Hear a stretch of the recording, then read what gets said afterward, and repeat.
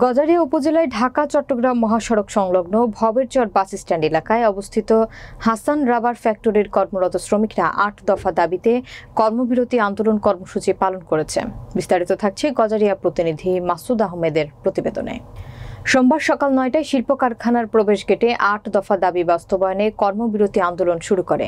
বিক্ষোভকারীরা শ্রমিকরা জানান, কারখানায় কর্মরত বর্তমান সিও এর পদত্যাগ, নতুন হেল্পার শ্রমিকদের ন্যূনতম বেতন ১২,৫০০ টাকা, সহকারী অপারেটরের বেতন ১৭,০০০ টাকা, শ্রমিকদের নিয়োগপত্র প্রদান, প্রতিবছর বেতন বৃদ্ধি সহ ৮ দফা দাবি বাস্তবায়নে আন্দোলনে নেমেছে কর্মীরা। তাদের দাবি পূরণে কর্তৃপক্ষ নির্ধারিত সময়ে সাড়া না দিলে কঠোর কর্মসূচি ঘোষণা করা হবে। শিল্প কারখানায় প্রশাসনিক কর্মকর্তা নাসির উদ্দিন জানান, মাত্র ২ মাস আগে শ্রমিকদের বেতন বৃদ্ধি করা হয়েছে। বেতন বৃদ্ধি শ্রমিকদের মন মতো হয়নি। শ্রমিকদের দাবিসমূহ কোম্পানির মালিকপক্ষের নিকট পাঠানো হয়েছে। কর্তৃপক্ষ থেকে বলা হয়েছে সময় সাপেক্ষে তাদের দাবি পূরণ করা হবে। আমরা বিগত অনেক বছর ধরে এই থেকে চাকরি করতেছি, আমাদের এই দাবি সিও পদত্যাগ। আমাদের সবার পক্ষ থেকে আমার কথা, সবাই আমি কি বলবো সেটা সবারই কথা বলা। এই কথা হলো, আমাদের যে দাবি, যে কাগজ তাদের কাছে দেওয়া হবে, এই দাবিটা 2 দিনের ভিতরে তারা মানবে। ঠিক আছে, আমার ভাই বলছে 24 ঘন্টার ভিতরে, ঠিক আছে, তারা মানার জন্য অনুরোধ করছি। ঠিক আছে, এবং না মানলে আমরা নেক্সট টাইমে আবার পদক্ষেপ দেওয়া হবে।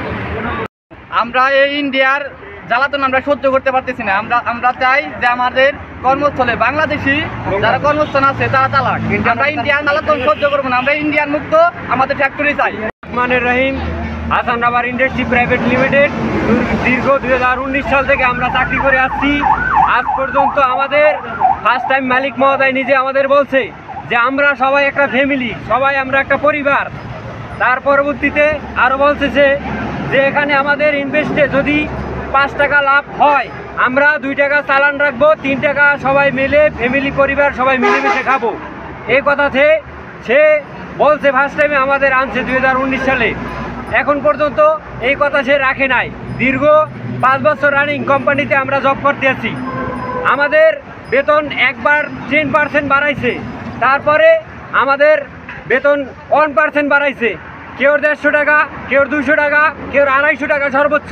তার উপরে কেউ বেতন আর বৃদ্ধি দেয় নাই। দীর্ঘ 5 বছর আমার 2বার বেতন বাড়াইছে। একবার হয়েছে 10%, একবার 1%। 1% বেতনে আমরা কেউ চাকরি করতে রাজি না।